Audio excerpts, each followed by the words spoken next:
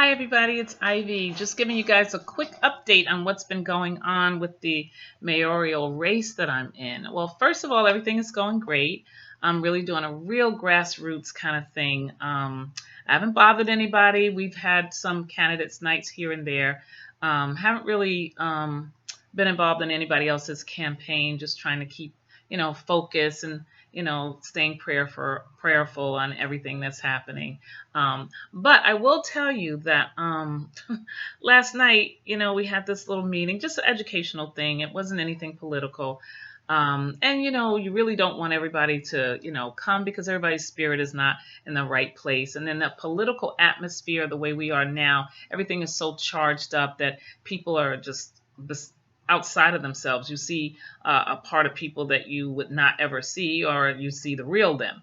Anyway, everything is going well for me, but there was this one person who's not even running in my race.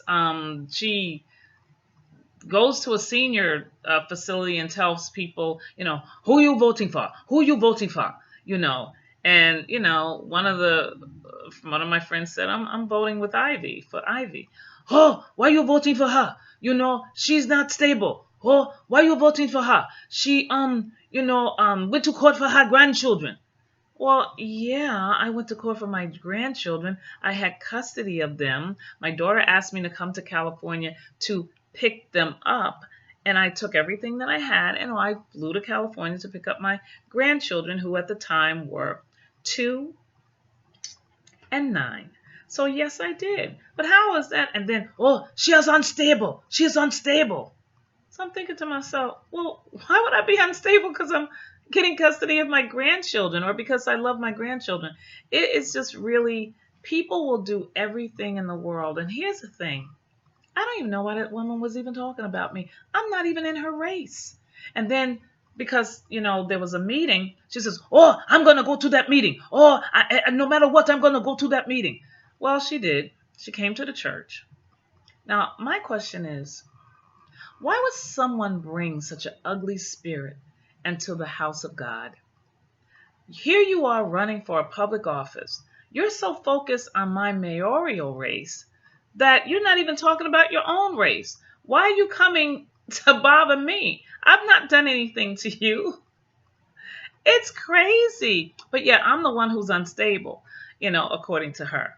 And I'm thinking to myself, these people really go out grasping for straws. When I ran before, people, they try to find stuff out about you, and they kind of take a little piece of something and they piece it together and they try to turn it into something when indeed there really isn't anything. Honestly, nobody's perfect but me fighting for my grandchildren.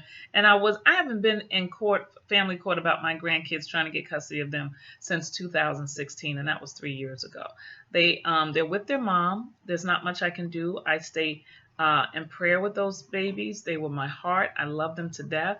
Anybody who has grandchildren know what that's all about. You love them. And then there's an organization called Grandparents Raising Grandchildren for a reason. And you can't say that every single grandparent who loves their grandkids they're unstable.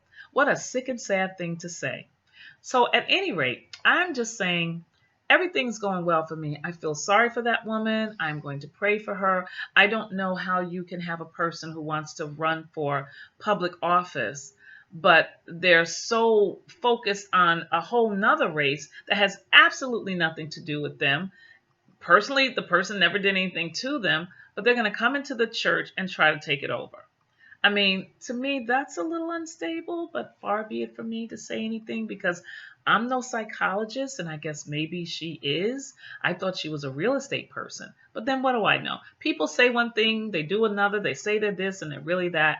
I don't really have time for it, but I just thought it was interesting that people sell their souls for little or nothing for these political positions. And if you have to sell your soul for this thing because you have absolutely nothing else to do and you need to break down everybody else that's in the race, it's very sad. And what's even sadder is when the person is from another country, continent, if you will, why would you come over here to put down an American? You're proud about being an immigrant, but you have to remember the people who paved the way for other immigrants to come into the country, to have this kind of freedom, to be able to run for office, and to be able to own businesses and homes and land. Because there are many places where if you're not, indigenous, you probably won't be able to do all those things. So welcome to America. And I'm happy that you're running for office. But could you do me just one favor? Do yourself a favor. Leave me out of your affairs. I'm leaving you out of mine. Okay? All right. You guys take care now, and we'll talk real soon. Again, get out and vote. Primary is primary. If I invite you over for dinner at 7 o'clock and you come at 8:30, 9 o'clock, you're not going to get the lobster and the shrimp and the caviar and the champagne. You're going to get beans and franks. So really, get out there, vote for the primary. And by the way, just so you know, I'm in row 9A on the mayoral seat, first line. Okay, so I'll talk to you guys later. Have a great day. Thanks for listening.